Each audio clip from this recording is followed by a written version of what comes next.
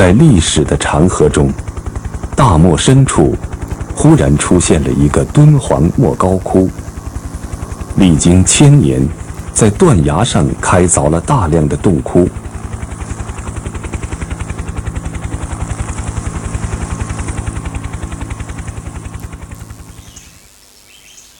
经过多次战乱洗礼，至今仍保留着它的艳丽。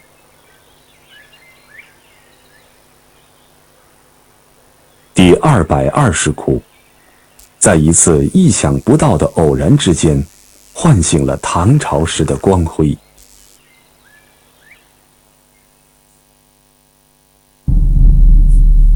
这是1908年法国探险家伯希和拍摄的第220窟的照片。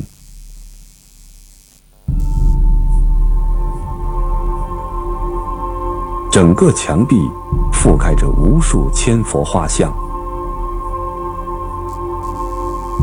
后来，莫高窟的研究人员发现了被千佛掩盖的下层壁画。经过剥离后，发现了下层唐代壁画《极乐世界》的光景。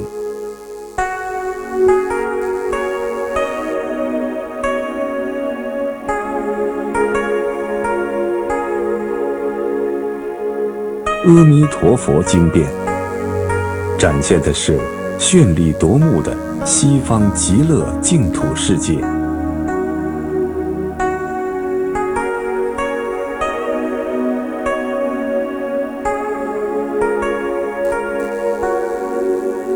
坐于中央的阿弥陀佛，手结说法印，为救度众生而广为说法。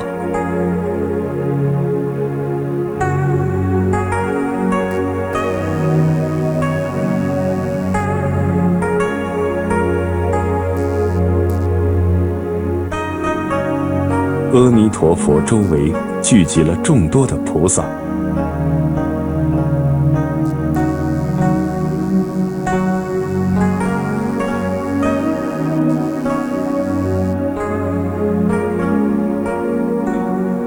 依然保留着非常艳丽的色彩。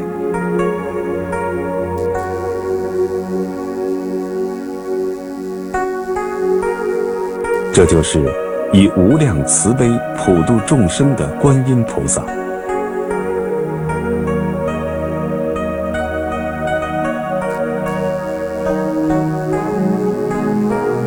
众多宝石制成的像饰，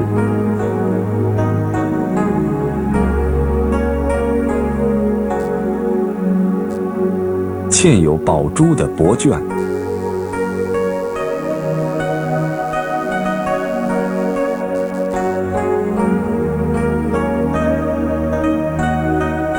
浓艳的运笔显示出画工高超的技艺。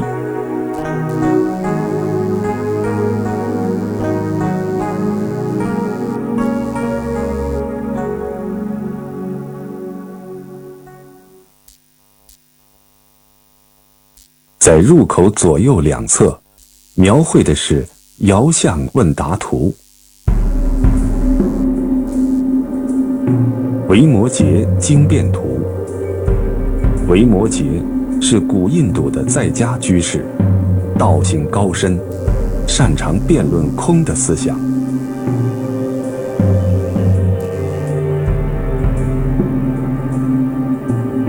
对面是代表智慧的文殊菩萨。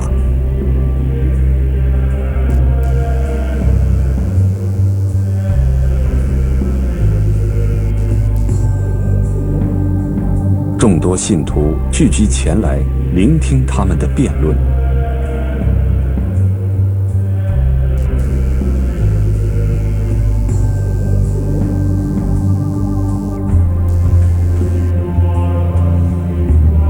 最前列的是唐朝的皇帝。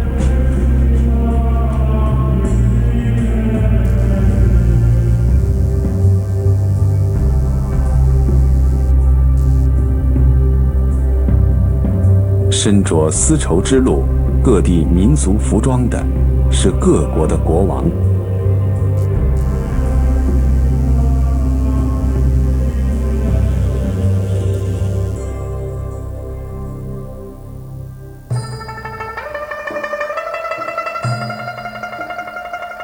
另一墙壁上绘的是药师如来所处的东方净琉璃世界。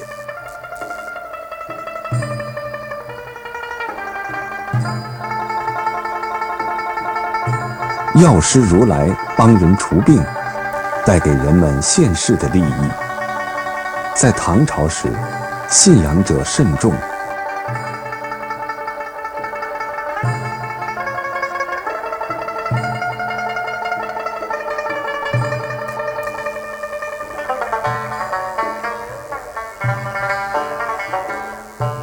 去除疾病，能带来现世利益的药师如来，是唐代人们的信仰。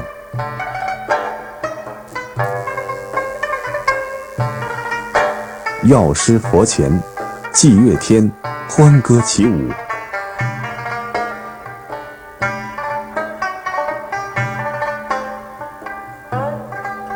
步法轻盈，急速旋转的胡旋舞，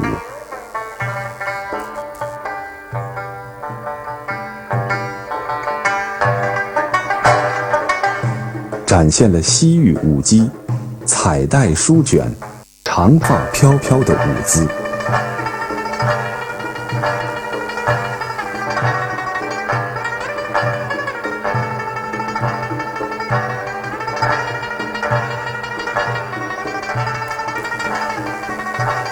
胡旋舞在唐代非常流行，杨贵妃也非常喜欢这种舞蹈。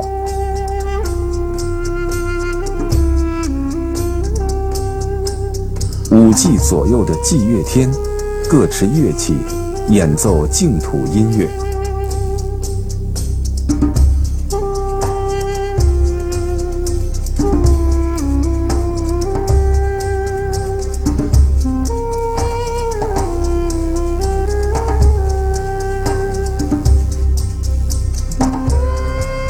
有箫、竖笛、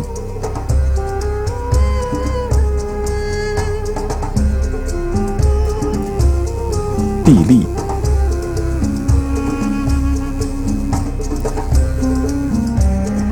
击鼓者还担负着全体指挥的作用。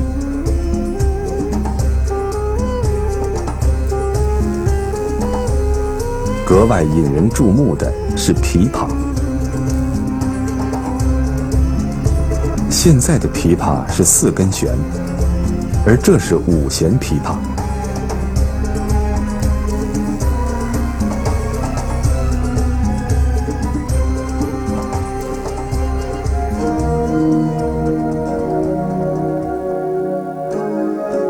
这是日本正仓院的至宝罗甸紫檀5弦琵琶。这把世界唯一残存的5弦琵琶，是被认为是从印度经中国传到日本的。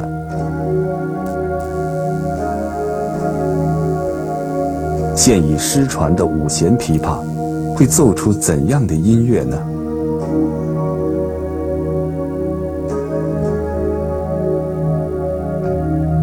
遥远的西域传来的各种乐器，以及胡旋舞，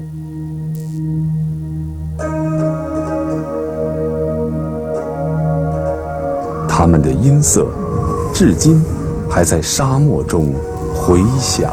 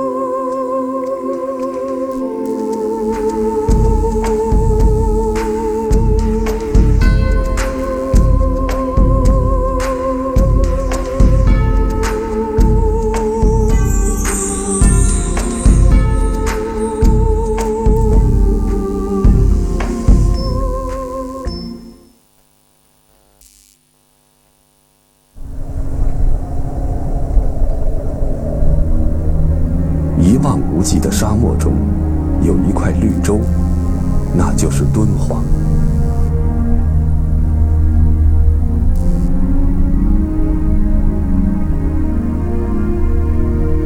起源于遥远印度的佛教，在这里扎下了根。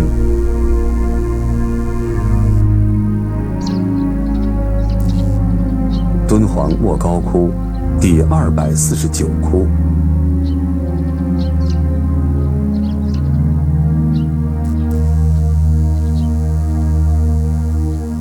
在这里可以看到中国人是怎样接受佛教的。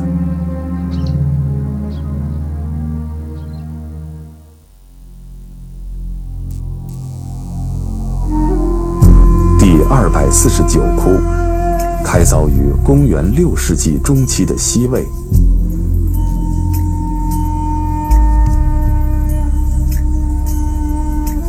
原本身穿印度礼服的佛像，在这个时候改变了他的装束。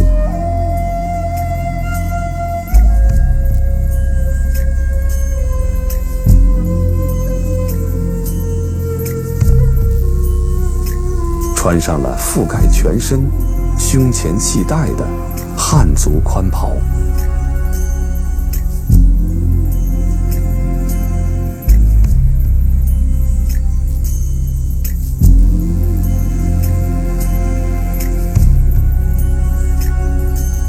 表情安详。进入西魏以后，佛像更加富有中国人的神情。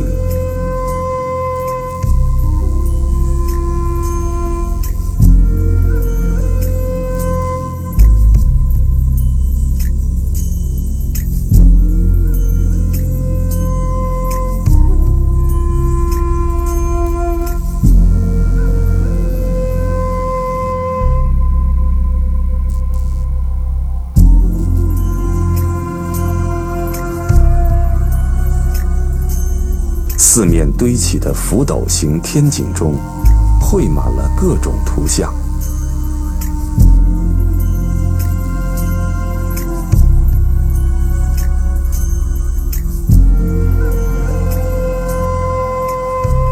其中有印度的神灵，也有中国的神仙。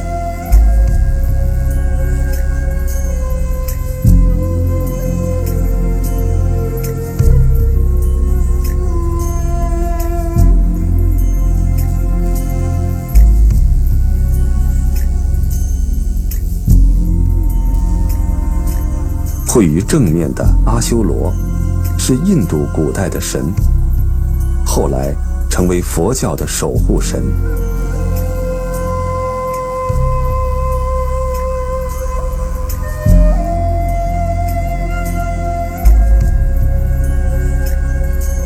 阿修罗守卫着宇宙中心的须弥山。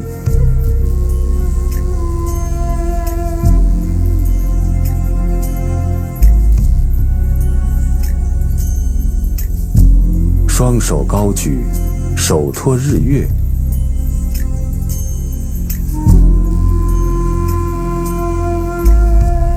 掌有4目，环顾四周。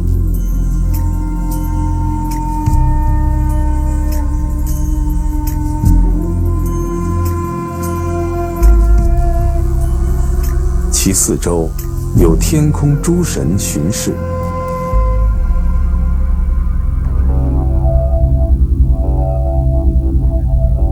有背着风带的风神，有敲击连鼓的雷神，紧接着还有中国原有的神仙。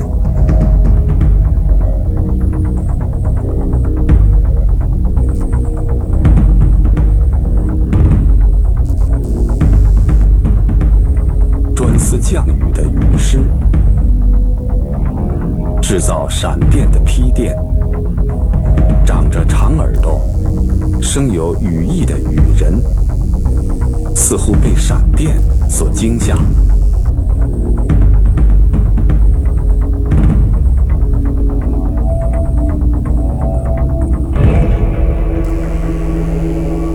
这边是长有人头的鸟，叫迦楼罗。是由印度传来的，想象中的鸟。与阿修罗相对的东毗，会有印度古代的宝珠——摩尼宝珠。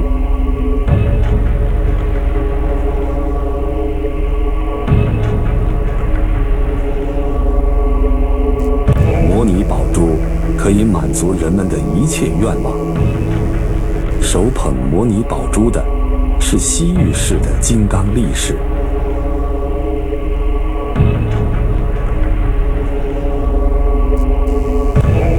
这是中国传统神话中的动物——开明。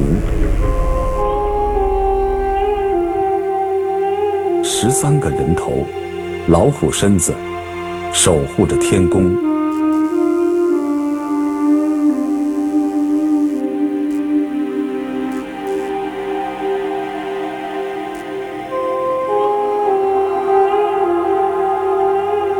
一只猿猴眺望着穿梭飞舞的神仙。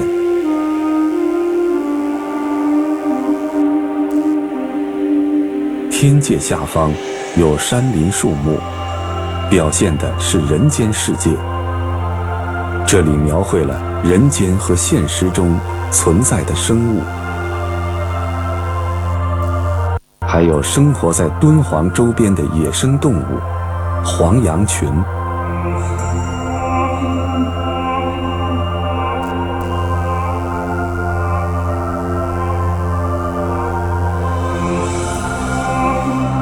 手持弓箭的猎人瞄准了老虎。这种反身射箭的动作是从波斯传来的一种帕提亚式的技艺。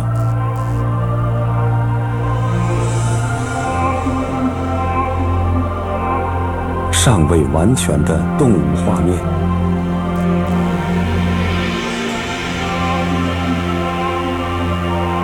由此也可以看出画工们的精湛技艺。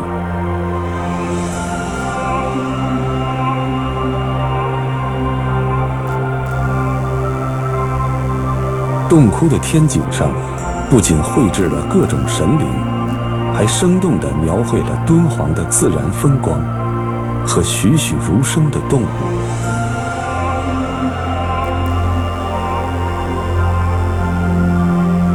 天井的下方画着一排天宫蓝墙，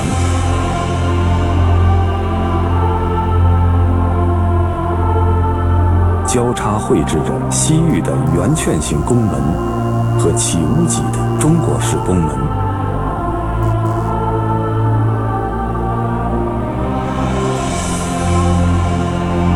祭乐悲天，各持乐器在演奏。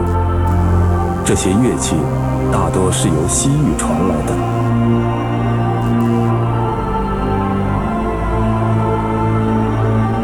这样一个壁画鲜艳、充满音乐感的石窟寺院，可以说就是我们这个世界上的一方净土。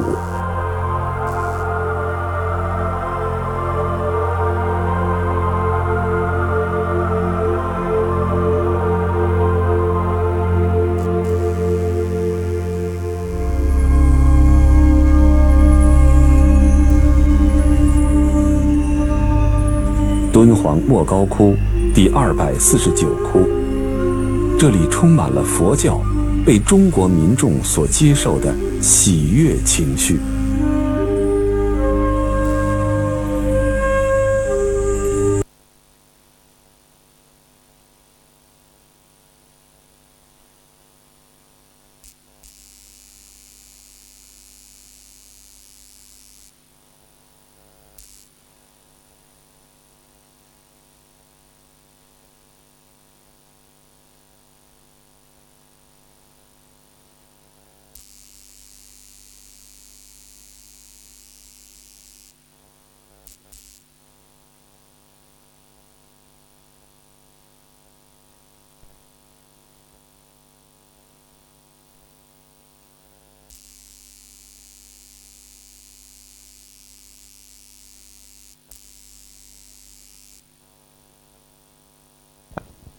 In Busan, in Kushan Empire, and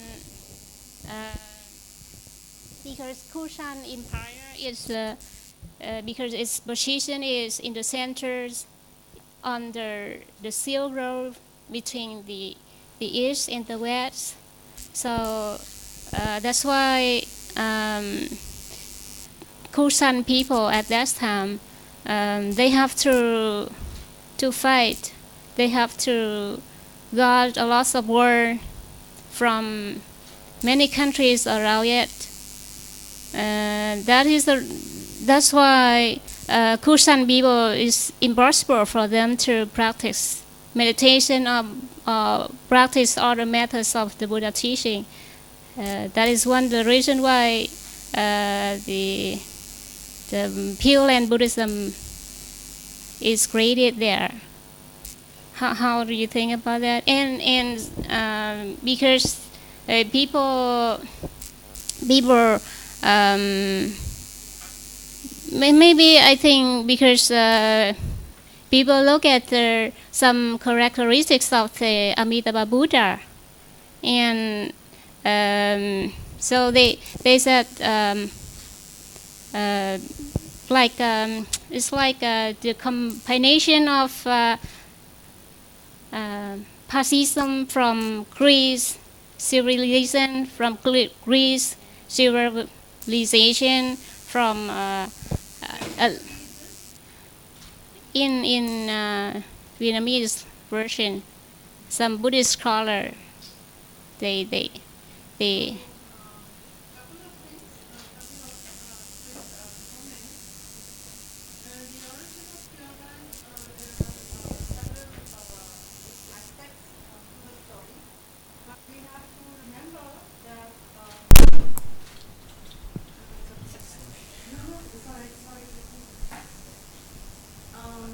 So we have, if you remember in the slides that I showed you, there was already Akshobhya.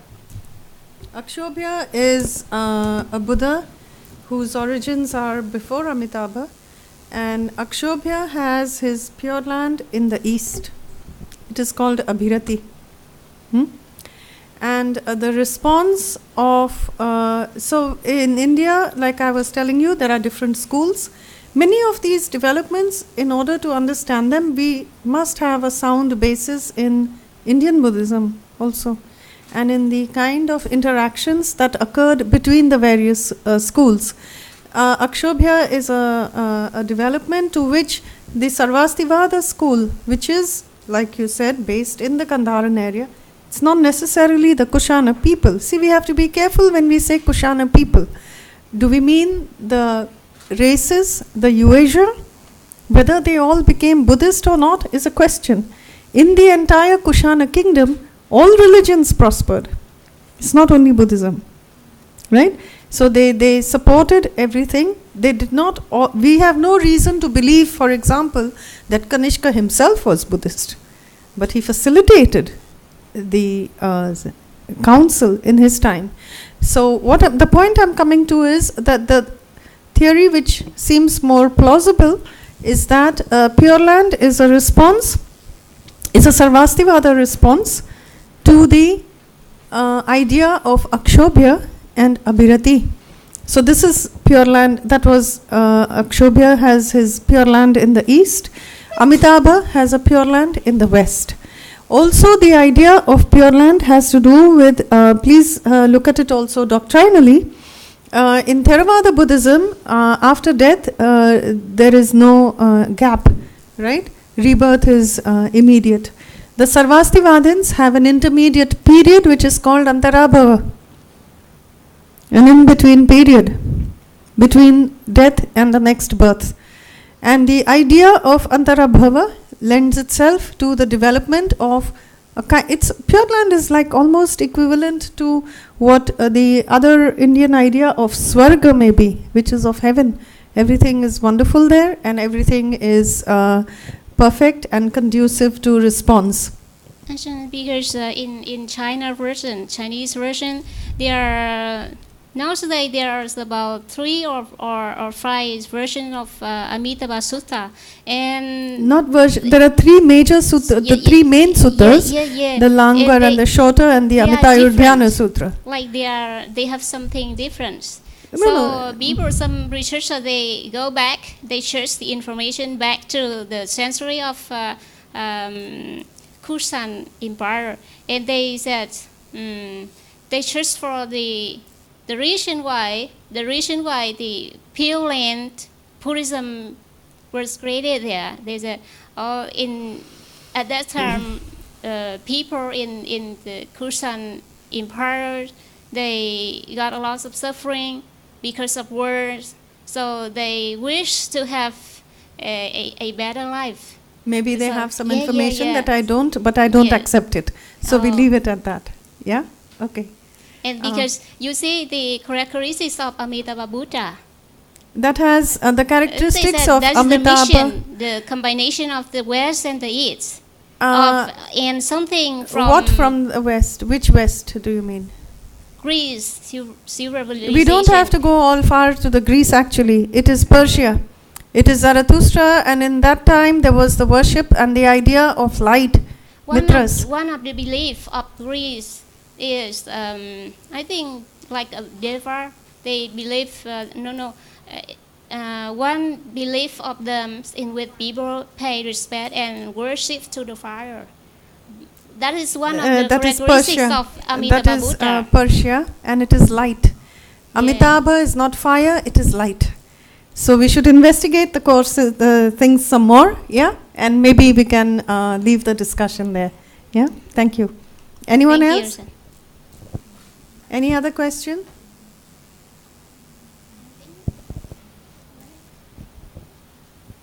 Yes.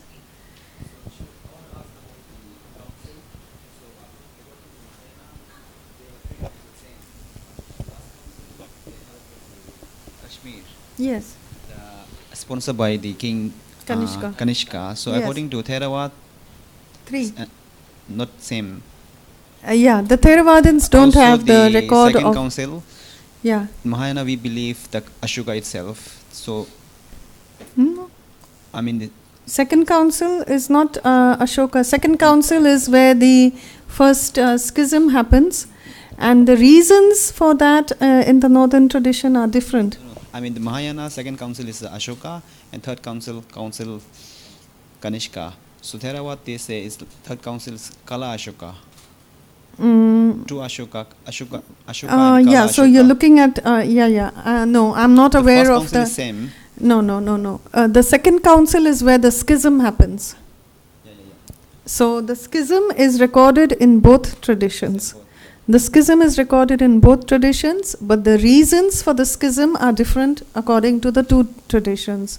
So in the Theravada tradition, the reason is because the monks at Vaishali were not following the Vinaya, and so there is the Dasavatthuni, the 10 points on which there is the dispute. But in the northern tradition, you have the 5 questions of Mahadeva. And there is a problem there, and there is not necessarily a schism at the Sangiti is not necessarily at that point itself. That probably happens later in the time of Mahapadmananda, who is the one that is the one who is from where the Mauryas take over. So the reason and the timing in the 2 traditions for the schism are different, but you do have the split between the Staviras and the Mahasangikas. Again, the difference for the reasons on the approach to the Vinaya, in the Theravada tradition, you have the record that they were not following the 10 rules strictly enough. So the Staviras wanted to stay with the word as it was given at the time of the Buddha, whereas the Mahasangika says, no, it is okay if we have a more liberal interpretation. But in the northern tradition, what you have is that the Mahasangikas want to stay by the Vinaya, but the Staviras are very strict and want to add to the Vinaya, to make it more strict, which is why there is a schism. So the 2 records of that very same schism and why it happens, when it happens, are a little bit different. So again, I had spoken to Ajahn about a book by Andre Barreau, and I can send it across to you from India. It has very useful details about the different texts and the different records. Yeah? Okay. I would like to ask about the Sikhism, that just right now you mentioned about the 10 dispute points, and some of now I found lots of scholars as saying that the 10 dispute points which later developed Mahasangika, and they separate from the Sangha Vinaya separately, and they develop as a Mahayana. So is it true or what? Mahasangika, yes, Mahayana origins probably do come from the Mahasangika school, from the developments in the Mahasangika school, but it is not, you cannot isolate it into one or the other. And you have to remember that within the Mahasangika also there was further schisms, right?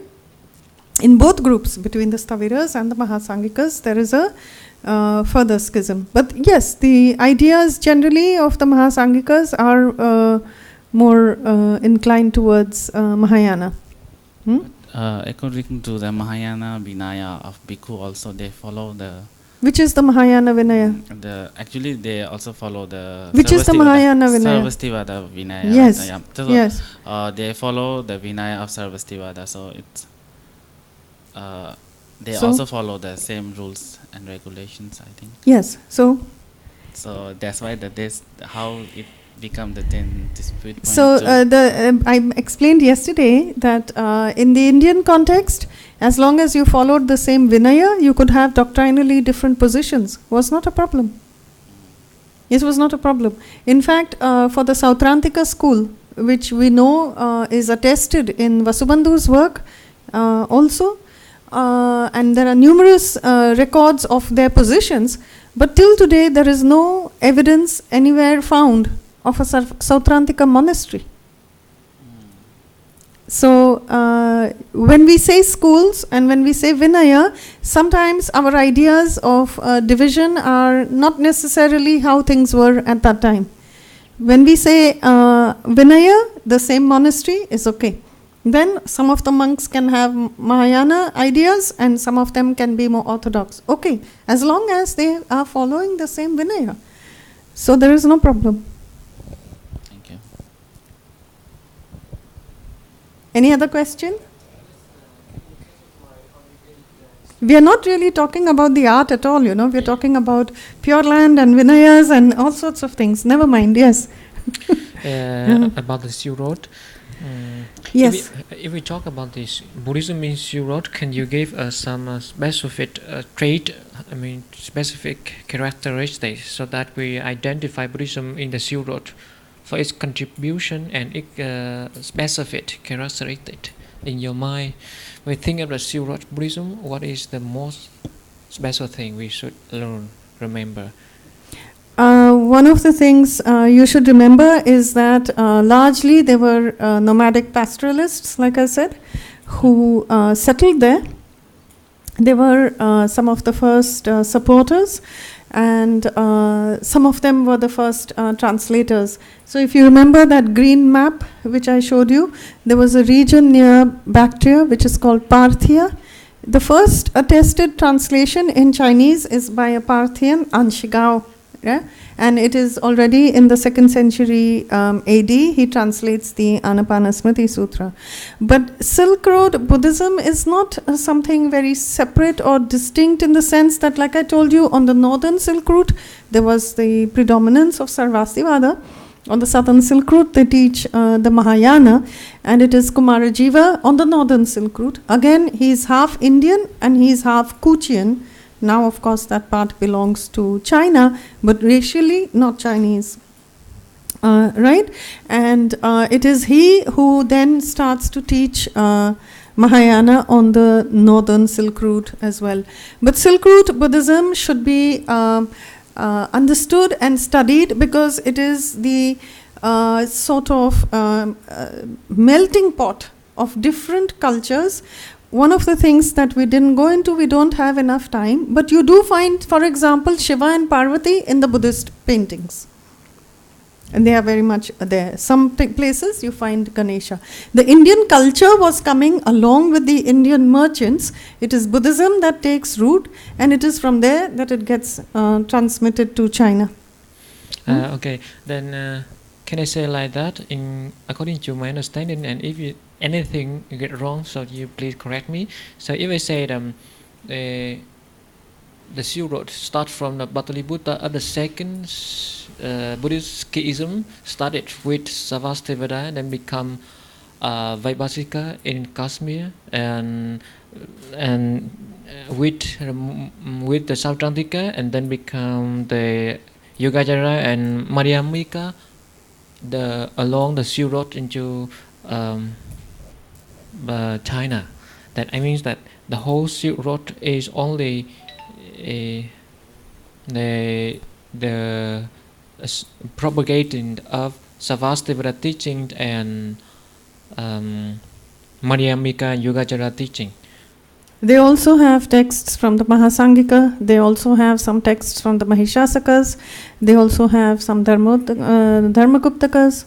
But not as far as the Chinese were concerned, any Buddhist monk of any school affiliation, if he said his texts were the teachings of the Buddha, they accept and they translate and they study. I mean that it's very strange that almost every Buddhist school is there, but yes. not Theravada, any trace. To the best of my information, there is no translation in Chinese of anything from Pali. Yes, that is a special thing. Yeah. Because the region from where it goes is also very important. Yeah, and by that time, we also looked at the Gupta period, the 3rd century onwards.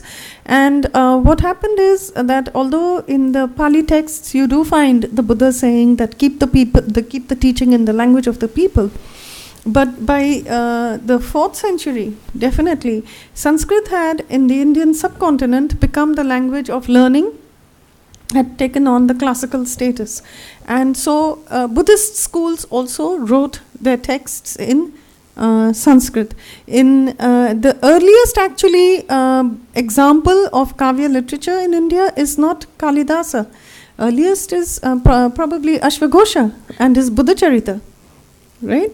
And in the 2nd century, Nagarjuna writes in exquisite Sanskrit.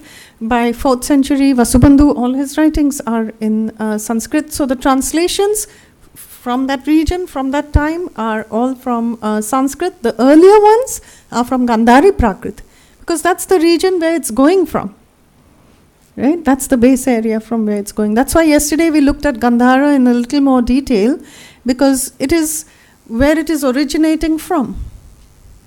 The last question is from the 2nd century AD to the 4th, the 5th, the 6th, there flowering Buddhist doctrinal, philosophical development and schism like Asanga, Nagarjuna, Vasubandhu, etc.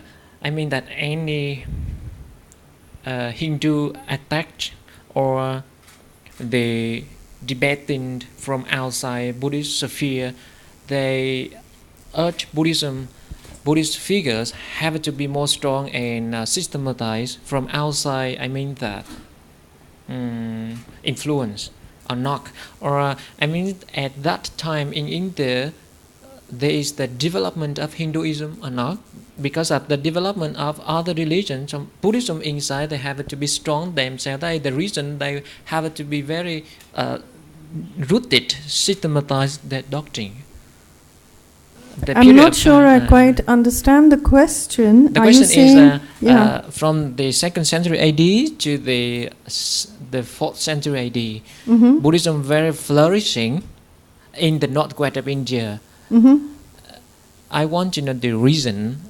Within Buddhism schism, they fighting, so they need to systematize each other, or any reason from outside Buddhist sphere, like Hinduism or other religion, they attacked Buddhism, and the Buddhist figure themselves need to protect Buddhism or not.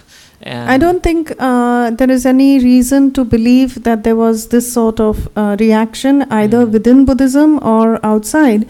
And please remember that the schismatic tendency in Buddhism is very early. By the time of Ashoka, we are talking of 3rd century BC. So 500 years before the period you're talking about, we already have more than 20 schools in India. Yeah, so there is no problem as far as schisms are concerned. Buddhism flourishes in the Gandharan region in the 2nd to the 4th centuries, if you're talking about a specific period. That is because, so one of the first things I put on the list when we when we started yesterday was patronage. Patronage plays an extremely important role. Now, if you see, for example, the Ajanta caves, right? We are talking from 460 to 480, the second phase at Ajanta, massive. The kings were not Buddhist kings. Okay. They were not Buddhist kings. But patronage and support was given to different religious groups regardless. So I don't think that if there was any effort at development I don't think there was so much systematizing because they were very different. Right? Nagarjuna's approach was within Buddhism attacking Buddhist schools. The Abhidharma tendency in Buddhism, the extreme scholasticism, is what he addresses in his teachings. So I'm not sure whether that can be called systematizing. Right? By systematizing, we mean something little different. And the Yogacharas, like I said earlier today, is a group of people from within that Gandharan region who, of course, today we look at the tradition itself says Asanga and Vasubandhu are the founders, but very clearly this was a movement that was on before them, where their writings and their work reflects their yoga achara. Okay. So I'm not sure that there is any need within this time for people in religious communities to do certain things because Hindus are saying something or somebody else is saying something. That they were saying from the time of the Buddha also. Even in the Buddhist suttas, you know that he debates with Brahmins, he debates with the followers of Nigantanataputta. It's Indian tradition. We don't see it as a problem. It is a characteristic of the culture. Okay, can you mention a little bit about the Hinayana? What about Hinayana? Hinayana We are going into a lot of discussion about things which are not part of my brief, but Hinayana is a term which is not used so much in the sutras at all. When appear? Huh? When it appear? It appears much later.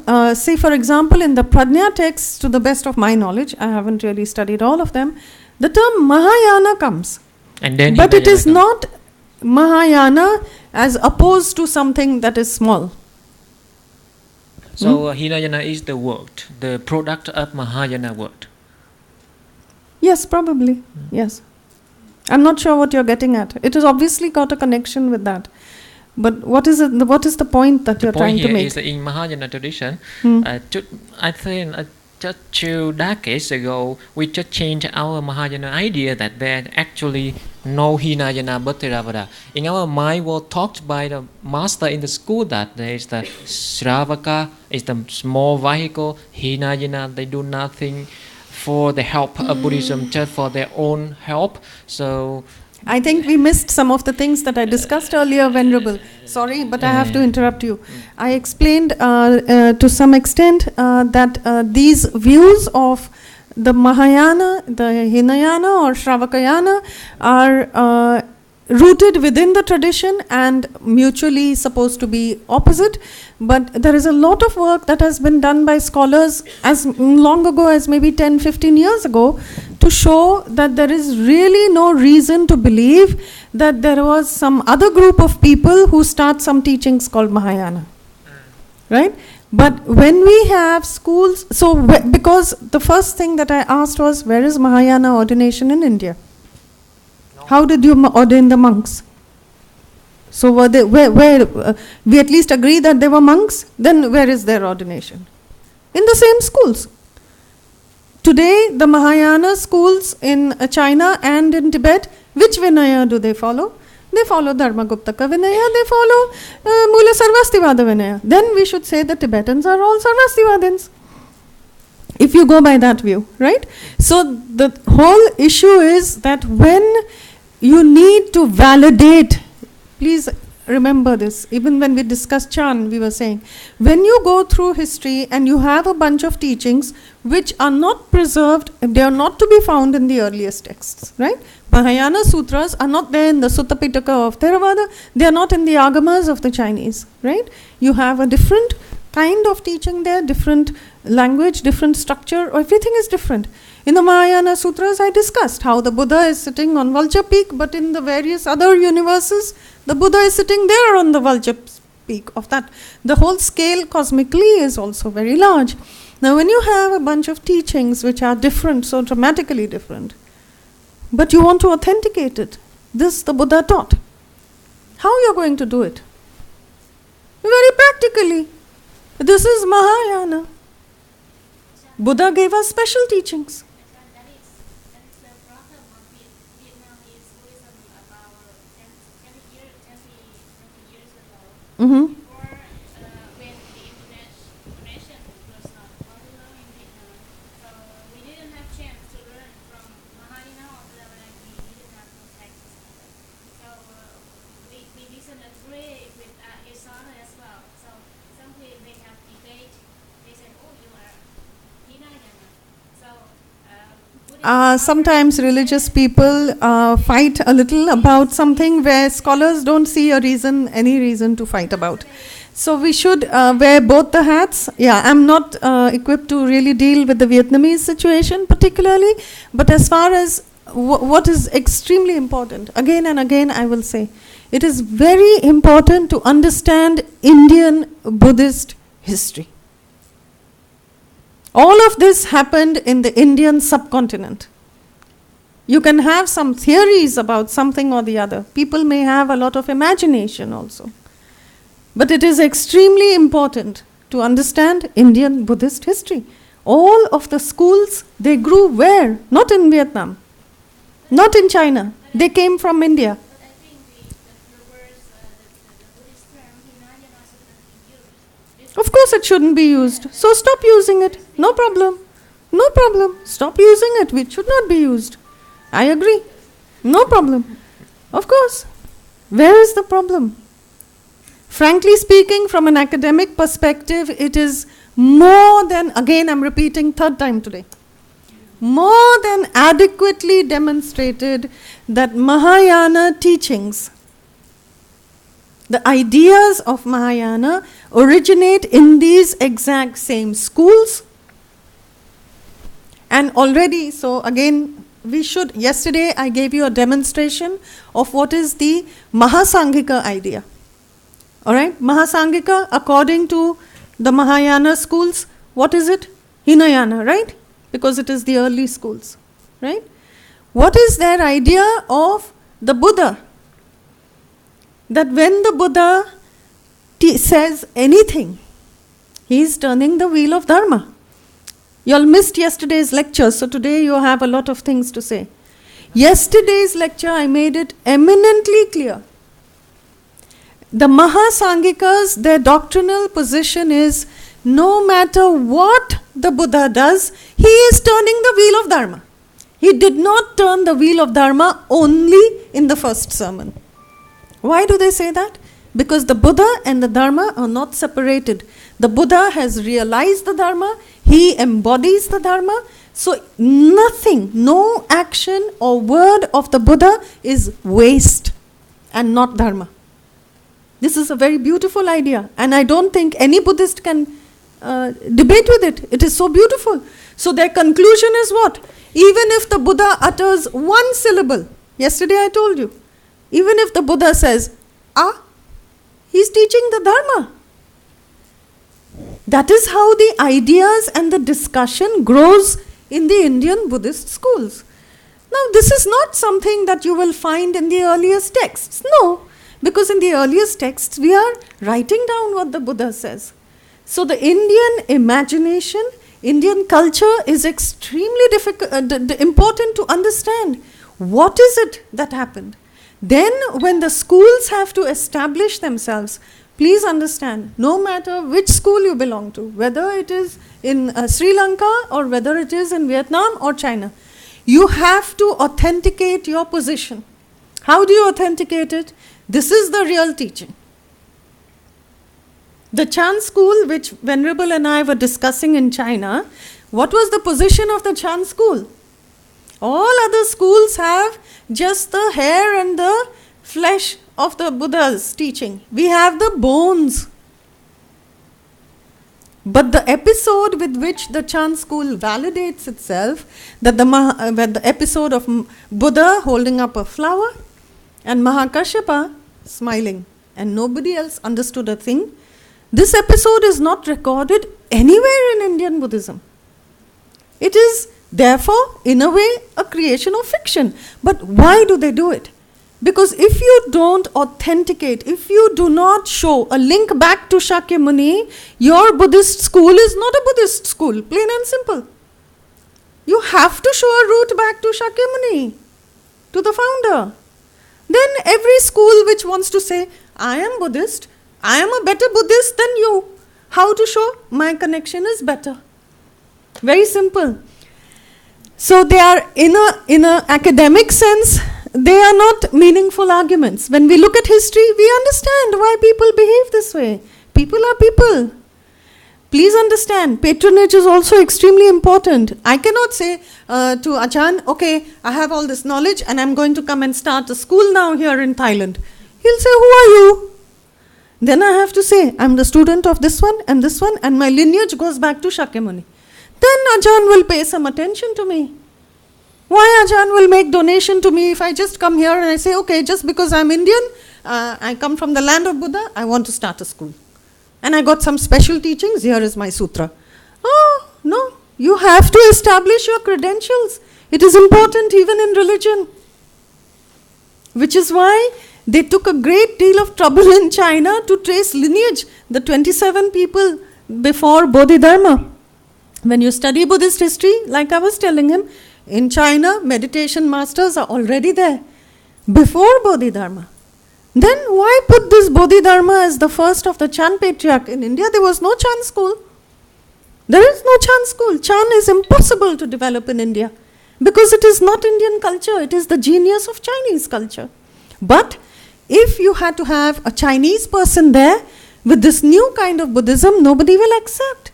Bodhidharma becomes the first patriarch of Chinese Chan. So we must look at history. History is extremely important, and we must look at the kind of records that different schools maintain. Then some of these arguments are not really worth it.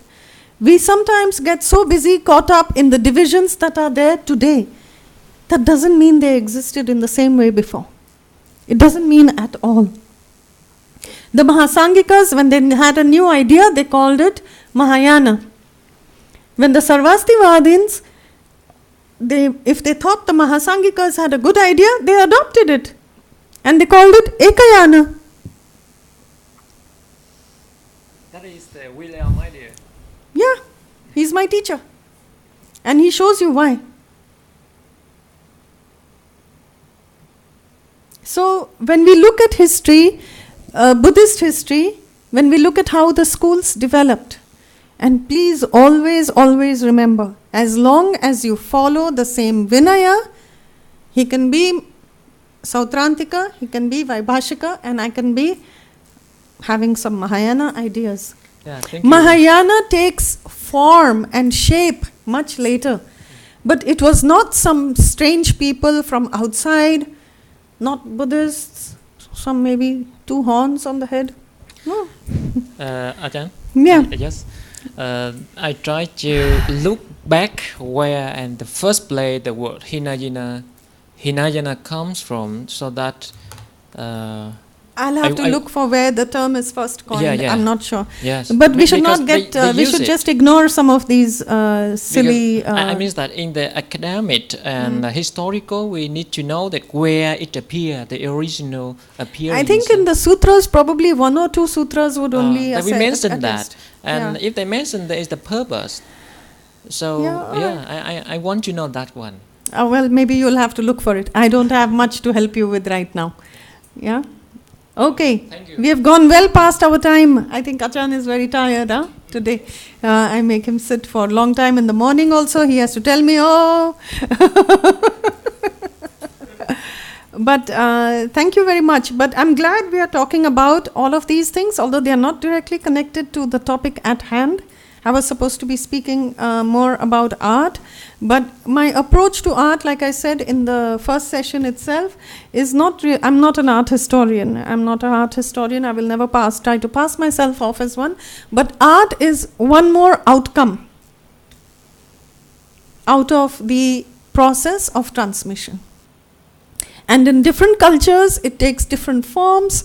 It exhibits the unique localization of Buddhism, the unique way in which different races, different people, they made it their own. And for me, the most magical part in the whole India-China story is this desert region, because they had absolutely no resources. It was only the silk trade which created enormous wealth at the fringes of the desert and which allowed the local populations to support Buddhism. And it is from here that Buddhism goes to China. Buddhism in China is a whole different story. The Chinese schools have no parallel in Indian schools. We don't have a Huayan school.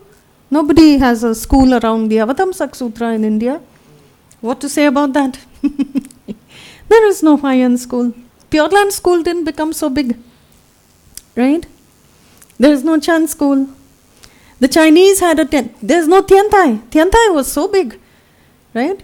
Because the Chinese have a tendency to study all the texts and then they will select one to which they dedicate their effort and they work the whole school around that. So the Chan school had the Lankavatara.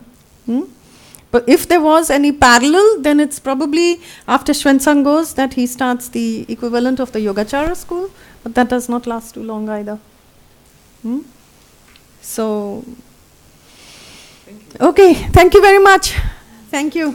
I hope, yeah. Thank you. Yes. Is the microphone right? I got it. Have a seat, Professor.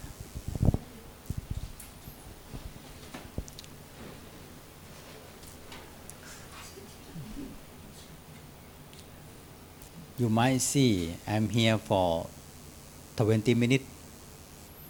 You may understand like that. Actually, I explore and listen to Professor all the time. But everything make me surprised when I come to sit here and listen to share with my student. That is, you try to open the world of Buddhism. Of course, there are too many questions you ask Professor Hinayana, and especially origin and development of Buddhism. Professor talk about Silk Road. The one thing I would like to share with you, there are two kinds of the thing that the professor tried to explain to us. The first one is about history of Buddhism. If you would like to know more about Buddhism, you have to back to India, the Buddha land. Because every time when the Buddha explained the Dhamma or give talk to many people, relate with atmosphere, environment, culture. If you would like to understand history of Buddhism, you have to understand history of Hinduism as well, Brahmanism as well, to make you all clear and understand about Buddha teaching, especially history. That is the first thing that Professor try to explain to you. And the second one, that's very important one. Buddhism in China, Vietnam, Thailand, that is like a branch. Because when you bring the tree to go to plant in China and Vietnam,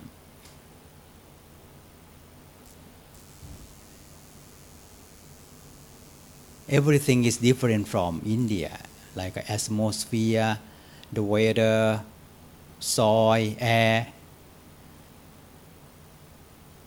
That's why when the Buddha grows in there, not just the real Buddha teaching, but they have to apply, make it proper to Vietnamese people, Chinese people, Thailand.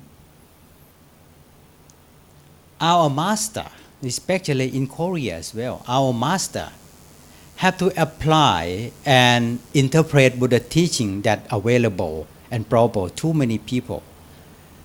Let's see Buddha statue in Thailand, Myanmar, Korea, Vietnam. It's like the people who lives in there. The Dhamma and culture as well. They have to apply a little bit to make it proper and available for people who lives in there. But doesn't matter. But the thing, we have to understand issue with the real Buddha teaching.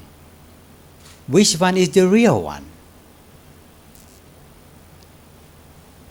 Early Buddhism.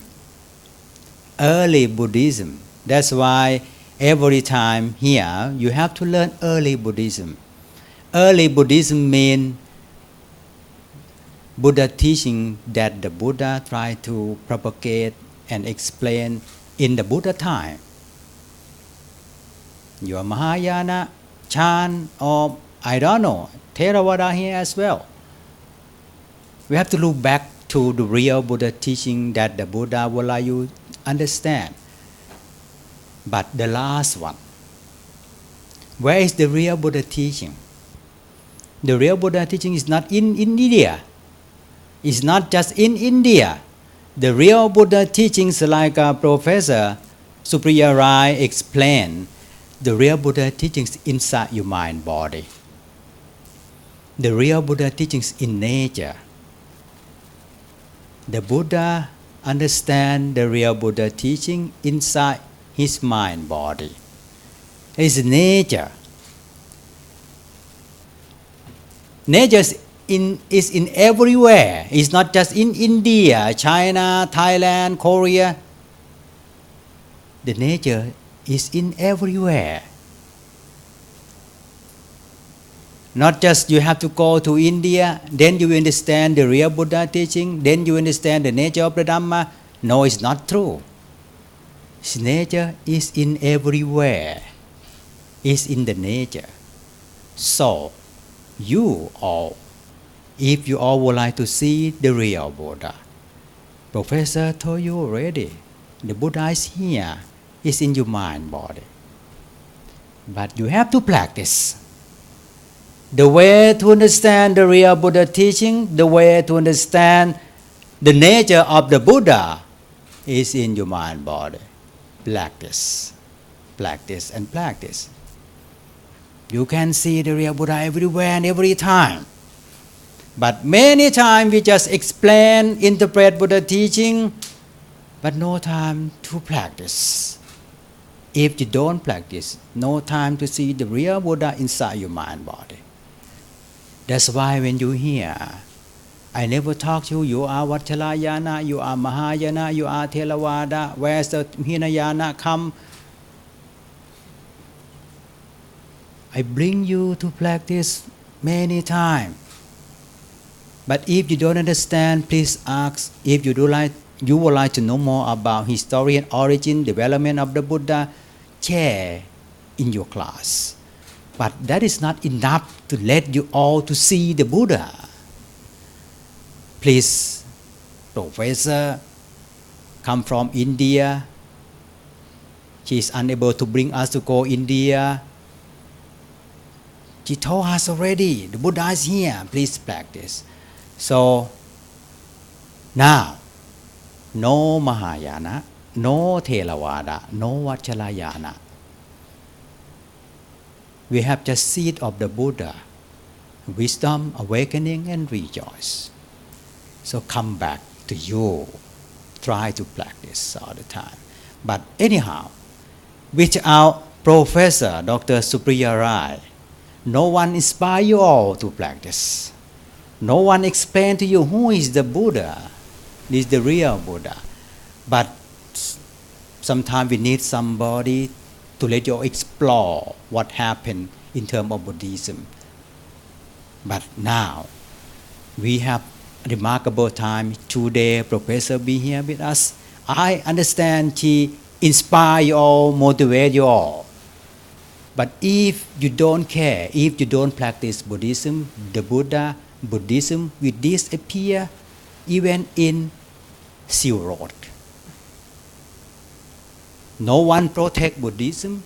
If something occur, no one protect Buddhism. No one would be able to explain what is the real Buddhism because they never practice. If you just study, you just explain like a philosophy. What is the thing behind Sunyata, behind Akarachun? What is the thing behind Vasupantu, Bodhidhamma? What is the thing behind of this concept and this idea? Why they try to explain like this? What is the thing behind of him? I would like you to explain and understand. But if you understand by practicing, I think you will explain easily. So today, thank you very much, Professor. I know tomorrow we have to leave from Thailand. But you is the person to let us love the Buddha. You is the person to let us protect the Buddha. And try to practice, try to understand. Please give big hand to Professor again. Thank you very much. Thank you.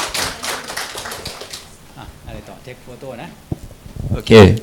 Thank you very much for Professor Dr. Supriya Rai.